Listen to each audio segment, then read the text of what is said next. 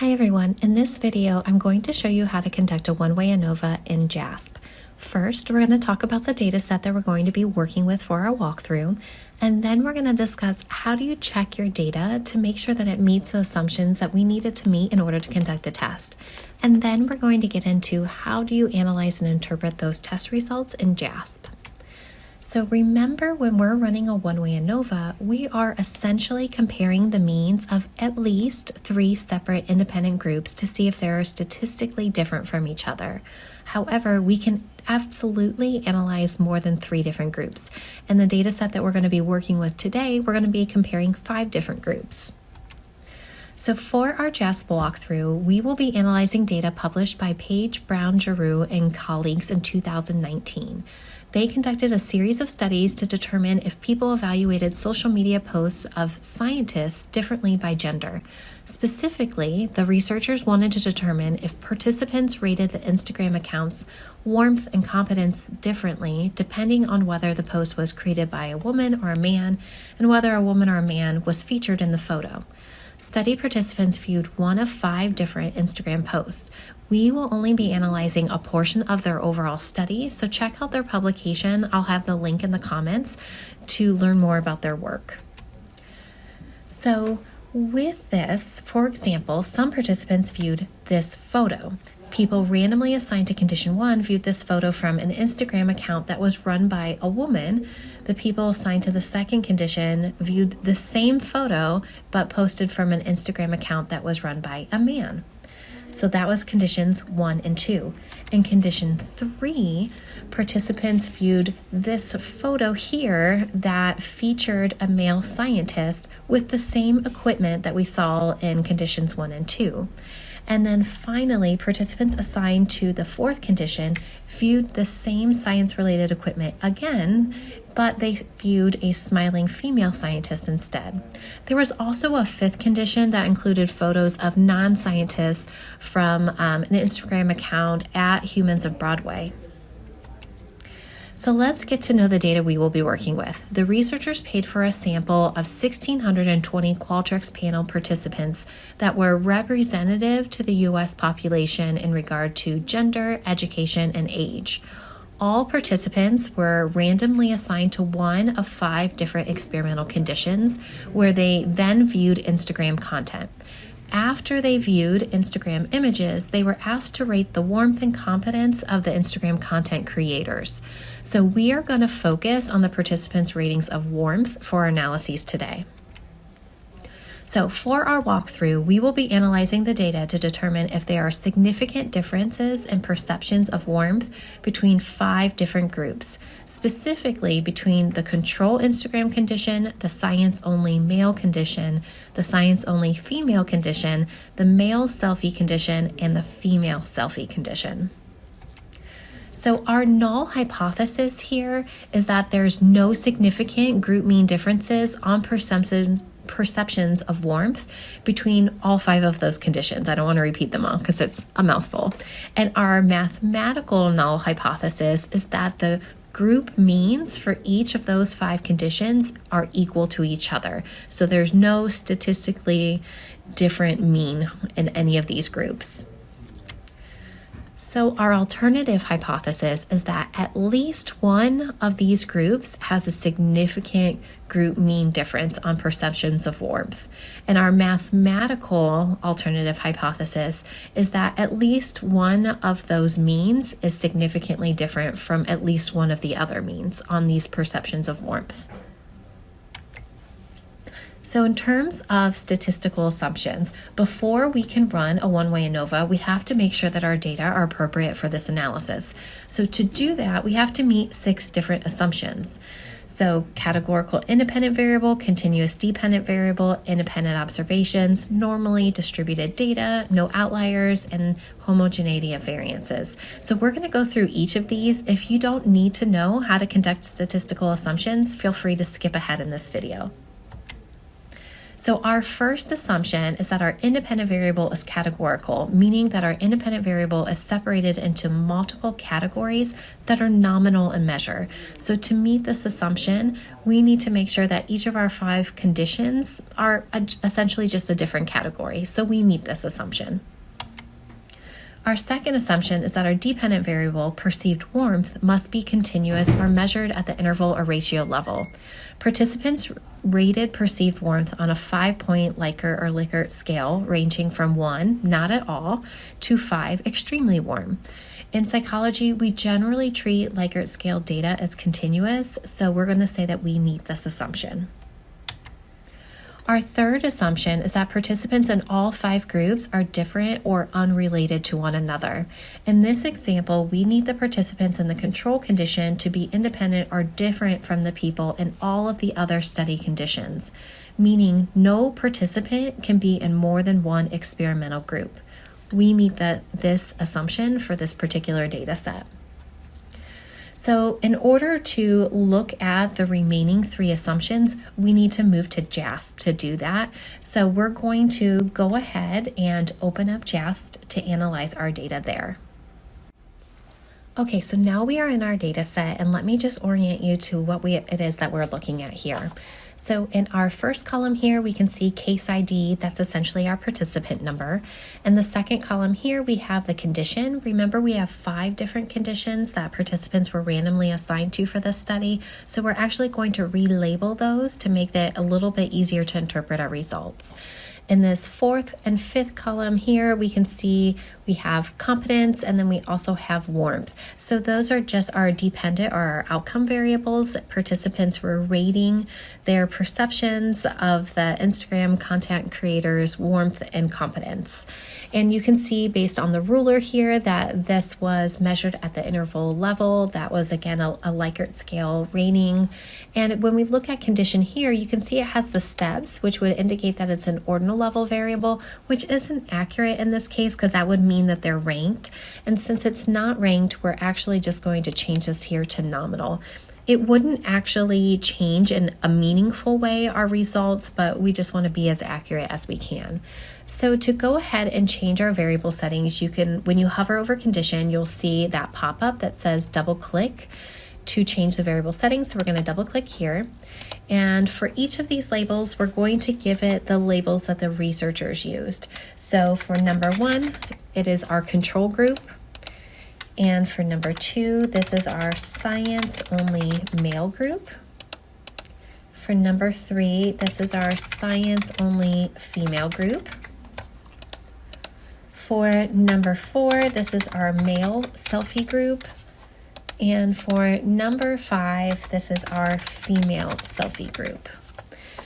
Now, for some reason, if you don't click on one of these, the female selfie won't save. So I always just click on one of those, and then I click on the X over here. And then we can see that each one of these has been changed to the name of a group. So that is exactly what we want. So now what we're going to do is we are going to test our assumptions. So to do that, we're going to go up here to descriptives. And you can see here we have our variables box and our split box. So our split box is going to be our independent variable. That is our condition variable. That's how are we organizing the data. And then for our variables box over here, we're going to put the dependent variable that we'll be working with for this study. So you can either drag it over or you can just click the arrow there. And so a couple of the statistics that we want to get is we want to get skewness and kurtosis. So we're going to click on statistics. We're going to click on skewness and kurtosis so we can get that information. And then we're going to scroll down and click on customizable plots as well. So what we want from here is we want the box plots, and we are going to ask JASP to label outliers for us. So now that we have those, let's go ahead and look at our results. One thing I'm going to do just to make this a little easier to view is I'm going to click on this arrow over here to hide the data so that we can have a bigger view of what we're working out with our results. So up here in the descriptive statistics box, what we care about is in terms of checking to see our data normally distributed. we want to look at skewness and kurtosis values. So we're looking at the skewness value here, and we want for all 5 of these conditions, the skewness value to be between -2 and a +2. So we have 0.07, 0.21, 0.07, -0.05, -0.339. So for all of those, they're fairly close to 0, which is what we want because that shows us that the data are less skewed. So they're all between a -2 and a +2, so we are looking good so far. So the second statistic we're going to look at is the skewness statistic. We also want this to be between a -2 and a +2. So here you can see we have 0.59, 0.42, 0.006, 0.72, and 0.6568. So all of those, again, all between -2 and a +2, so we are happy. We can say that we meet that next assumption of having normally distributed data. And our 5th assumption is that we have no outliers in our data. So if we look here at our box plots, this will show us whether we have outliers in the data. And just so I can make this a little bigger, I'm going to hide that. And I'm just going to pull on that. If you hover in this bottom corner, you'll see 3 lines, and you can use that to pull to make your image larger in JASP. So you can see across all 5 conditions, we have outliers that are labeled and highlighted outside of our whiskers in our box plot. So remember, for box plot, this middle line here is showing us our median, and each one of these lines is a quartile. So from here, this whisker to the end of the box is 1 quartile. From here to here is a 2nd quartile. From here to here is another quartile, and from here to here is another one. So we have outliers at the top as well as at the bottom, and we have outliers across all 5 conditions. So for this assumption, we would say that we don't meet this assumption. However, it is very common to have multiple types of outliers when we're working with data sets this large. And if we go up here, you can see each one of these groups has over 300 participants each in it. And remember, they had recruited about a little over 1,600 participants total. So it's normal to have this. And since our skewness and kurtosis are looking good, we will run the data both with and without the outliers just to double check, but we're not overly concerned just due to the large sample size. We do have the data set without the outliers. I can tell you the results are going to be exactly the same, but if you want to do that, you're welcome to absolutely run the data both ways. And you can see here in the box plots, it's telling you what participant number it is. So participant number 369 and 296 and 340. So if you wanted to delete the outliers, you would go to that participant number and you could delete them there. So now that we have checked those, our last assumption has to be checked when we run our data. So I'm going to go up here to ANOVA and click right here. And you can see the window comes up. Our dependent variable is the same, just going to move warmth over here.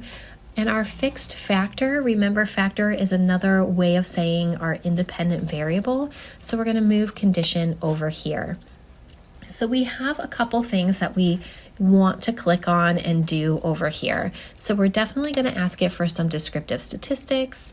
We're going to ask it for estimates of effect size, and what effect size you use is really up to you. So we have the eta squared that is automatically checked. Some people like omega squared. That's a little bit more conservative, which means it tends to be a little smaller on average, although sometimes they're exactly the same. And then there's also a partial eta squared that you can report. It really just kind of depends on what you're being asked to do. But for our class, we are going with either eta squared or omega squared. And we're also going to click down here on assumption checks, and we're going to ask for homogeneity tests. The reason for this is this is our last assumption that we need to check for this data set. So we're going to go ahead and look at this. So our assumption check, we're going to use the Levene's test to check for equality of variances. And we're going to look here at this p-value. So we can see our p-value is 0.2 0.243. That is our probability value. So to meet this assumption of having homogeneity of variances, we want our p-value to be greater than 0.05. So if it's greater than 0.05, awesome, we meet this assumption. We don't need to worry about anything else. If our p-value is less than 0.05, then we don't meet this assumption, and then we need to do a correction. If that would be the case, we would just click on this Welch box and we would run a Welch ANOVA instead, and no worries, that will help correct for that imbalance there. But here we have a p-value of 0.24. That is greater than 0.05, so we meet this assumption. So we don't need to do any additional modifications to this test to check for that. So the next thing that we're going to do is we're actually going to look at our Omnibus test results. So I'm going to go ahead and hide this for now. We're going to come back to it, and we're going to look at and interpret our Omnibus test. So when we're running ANOVAs, we run two different sets of tests. We have our general Omnibus test that tells us, is our model, our statistical model overall significant? And then we have what we call post hoc tests that says, okay, if our model is significant, then our post hoc tests tell us where is it significant and what group specifically is different from the others. So for this Omnibus test, we're going to look up here. You can see we have a variety of information. We have our degrees of freedom, we have our mean squares, we have our sum of squares as well, our F statistic, our p-value, our eta squared, as well as our omega squared. So for this test, what we're going to be looking at and interpreting right now is the statistical significance. So we're going to look at this p-value. And if our p-value is less than our alpha value of 0.05, then we can say that we have a statistical model. We're going to reject our null hypothesis. So our p-value is less than 0.001. That means we have a statistically significant model. So we are going to reject the null hypothesis. There's evidence or support that one of those 5 groups was rated differently in terms of the level of warmth that participants rated them as. And so that gives us our statistical significance. We're rejecting the null hypothesis. Next, we're going to move on to practical significance, and that's what these effect sizes do. So for our eta squared value, we have 0.013, and for our omega squared value, I told you it's a little bit more conservative, so sometimes it's a little smaller. That is 0.011. So in this case, what we would say is that we have an effect size that is small. An eta squared or an omega squared of 0.01 is a small effect size.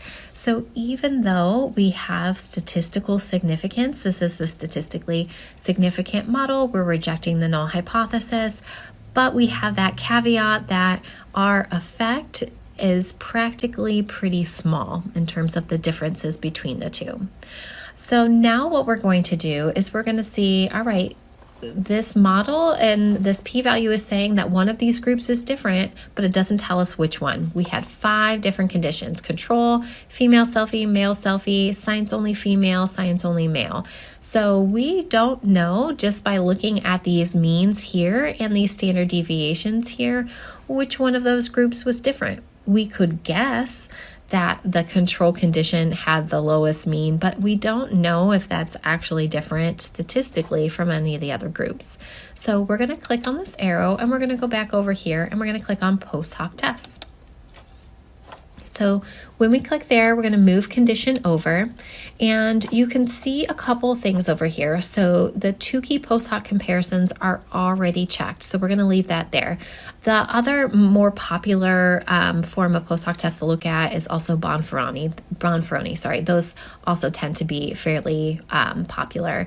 And you can also see the Games-Howell. If we hadn't met that assumption for homogeneity of variances, we would have interpreted the Games-Howell post hoc test. So a couple other things we want to do. We're going to ask it to flag, to add confidence intervals, and we're also going to ask it to flag significant comparisons.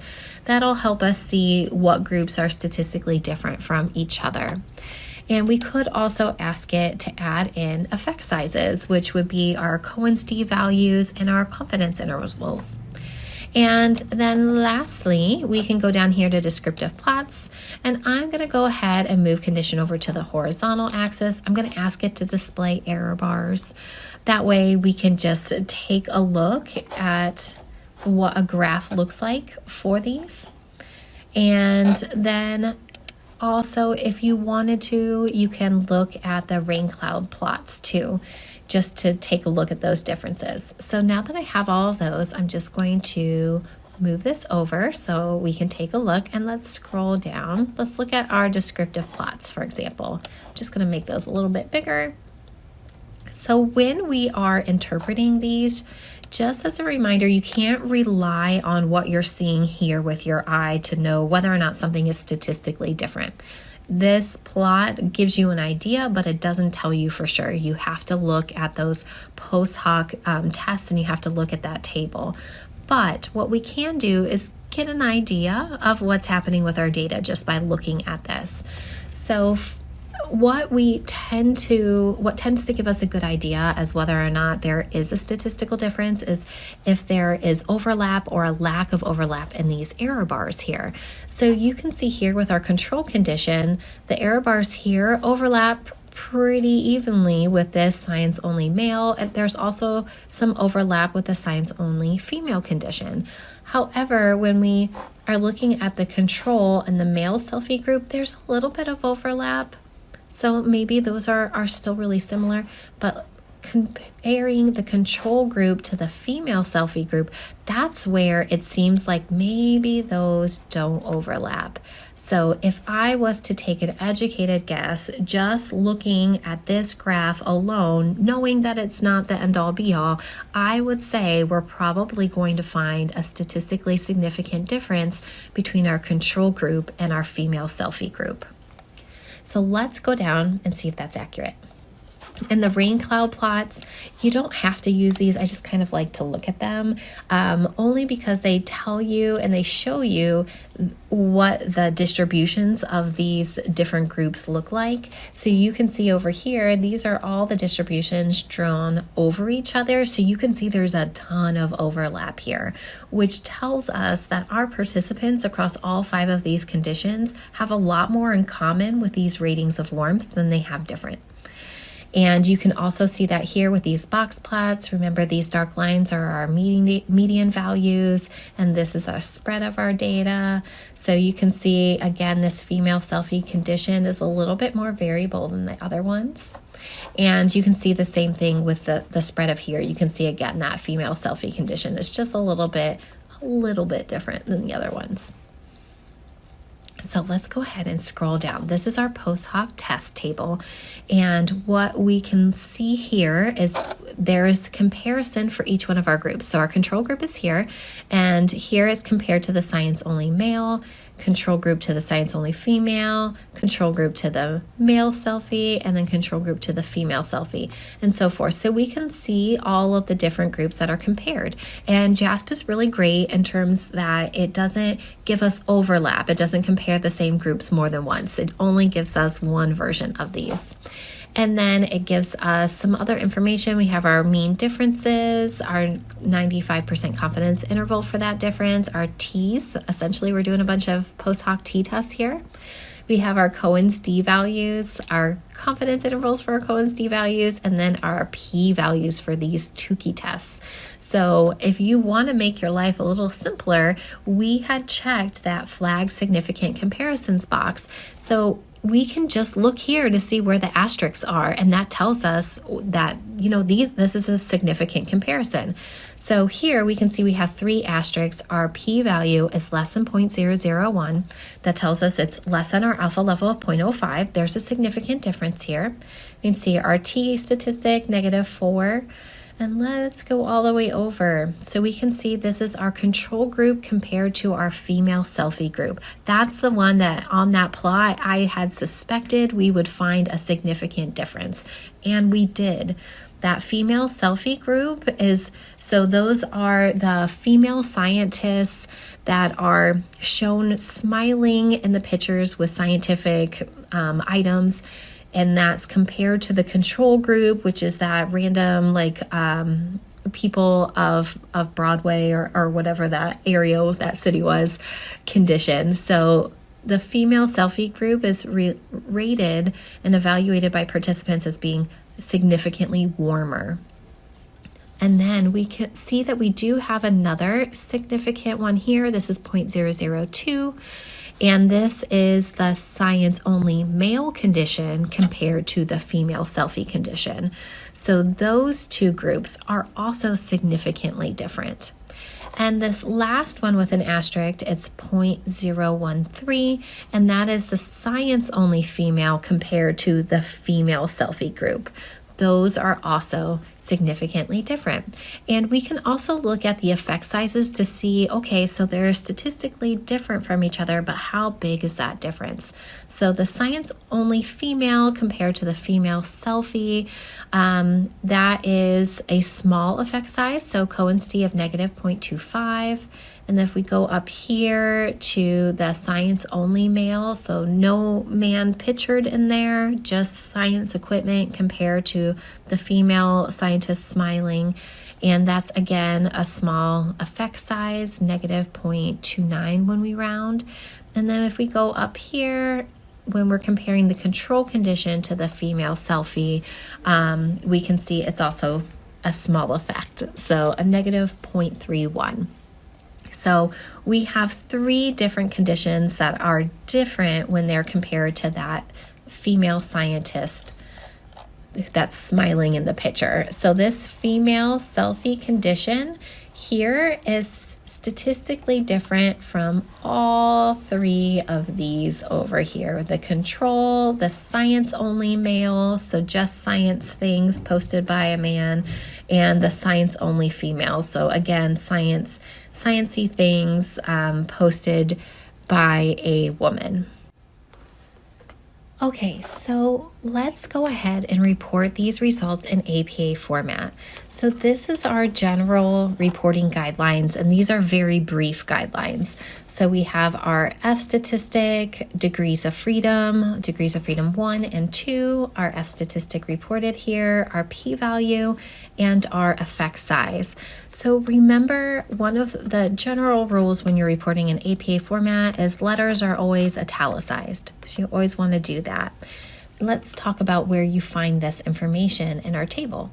So we have our F statistic, degrees of freedom 1. That's going to be our smaller degree of freedom. So when we look at our ANOVA table right here, we can see degrees of freedom 1 is going to be 4. So degrees of freedom, that DF there, 4 is our first degree of freedom, and our second degree of freedom is our residual, so 16, 13. So we're just going to plug those numbers in here. So we have 4, and we also have 16, 13. So the next thing we're going to do is we're going to plug in that F statistic, and we can find that by looking under the column labeled F. So we have F, and that is 5.407, but remember in APA format, we're always going to round to 2 decimal places. So for that, we're going to put 5.41 when we round it to 2 spaces. And you can see here, my formatting got a little wonky. I want to make sure that that's not italicized. And next is going to be our p-value. So we're just going to go under the p column. So p column here, we have less than 0.001. So I'm going to go ahead and delete the greater than 0.05 and put that here. So p is less than 0.001. And the next part, we're going to put in our effect size. So you can choose what effect size you're going to report. You don't need to report more than one. One is fine. So you can choose to report the eta squared statistic here of 0.01. And remember, we're rounding to 2 decimal places. So when we round to 2 decimal places, there's going to be no difference here between either the eta squared or the omega squared values when we do that. So I'm going to go ahead and report the eta squared. So 0.01. You can see, again, it made it italicized. So this is our general reporting. This is not reporting all of the assumption checking and the other things that we need to have. That's just very basic, how to report that F statistic, the p-value, and our effect size. So the next thing that we want to do is report our post hoc tests. So here is a general guideline for how you can do that. You essentially want to write and compare the groups that were different from each other. So group 1 was higher or lower in the dependent variable. You're going to report your mean, you're going to report your standard deviation compared to whatever groups they were different from. You're going to report those P-Tukey values, the Cohen's-d values. You're going to talk about how big was the difference between those groups. And then you're going to say if there wasn't any other significant differences between those, you'll note that there too. So in our case, our scientist female selfie group was the group that was different from 3 other groups. So I'm going to go ahead and write that in here. So our female selfie scientist group was, in this case, higher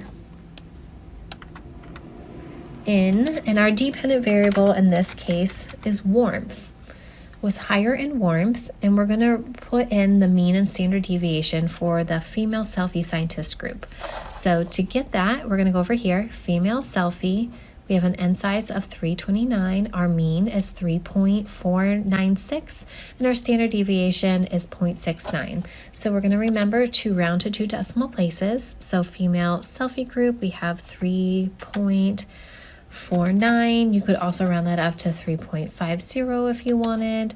Our standard deviation is going to be, again, I'm going to put 0.69, but you could put round up to 0.70 and that would also be fine. And then I'm going to say the female selfie scientist group was higher in warmth, reporting mean and standard deviation compared to, and this is where we're going to have to edit this a little bit because this is written for if there was only one other group, and we know that we have a couple other groups that it was different from. So we're going to put here to the control group,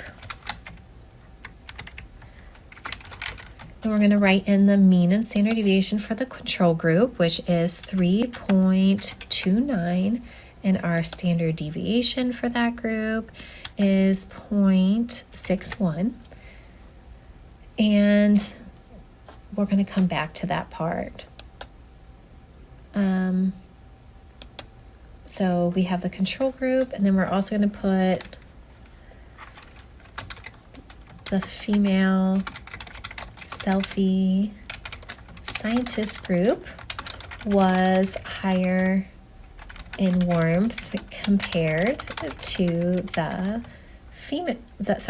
science only female and science only male groups as well. And then you would report those means and standard deviations as well. So if it makes it easier, I think sometimes copying and pasting the formatting so I don't have to remember how to do that formatting. So I'm just going to put the female science only group was 3.33 and our standard deviation is 0.67. So got that. And then our science only male group, that was 3.31. These numbers aren't too different from each other when we're doing that.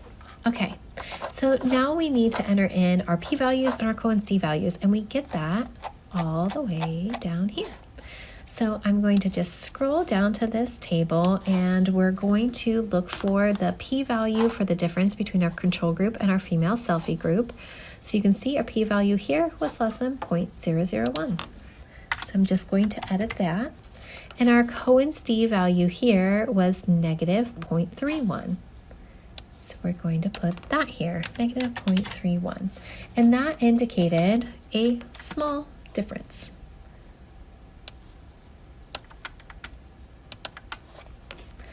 And then here we would put those Cohen's d values as well. I think it might actually be easier to just go ahead and put them in here. So I'll do that, but there are multiple right ways to do this. So with the female selfie group and the male, it's 0.002, so I'll put less than 0.01, and then I'm going to put the Cohen's-d value, which is negative 0.29 when I round it. And then going to do the same thing for the male group. So our p-value here is 0.013, so I'm just going to put less than 0.05, and then we're going to put our Cohen's-d value here, which was negative 0.25. And after you have that all entered in, you would say no other group comparisons were significant, because that is true in our case. All other p2key values are greater than 0.05. Okay, so just to recap, this is a kind of good visual of what's happening with our data. And when we compared participant ratings of warmth of these Instagram content creators, we found that they rated people who were in the female selfie condition. So this was a woman scientist who was taking a picture smiling with sciencey things as being significantly more warm than people in the control condition, than people who were in that science-only male condition. So sciencey stuff, but no picture of a man there, just the knowledge that it was a man posting, and also more warm than that sciencey only thing, but it was posted by a woman. So all three of those groups. The only group, and this I think is interesting as well, is that there was not a difference between the male scientist selfie group, so this is a man smiling next to sciencey stuff, was not rated significantly less warm than a woman smiling next to sciencey stuff. So sometimes the similarities are just as interesting as the differences that we can find in our data. So if you have any questions for me about this analysis, about how to report it, anything like that, please feel free to leave it in the comments. And look in the video description for links to these researchers' work so you can catch up with them and learn more about the other studies that they had done.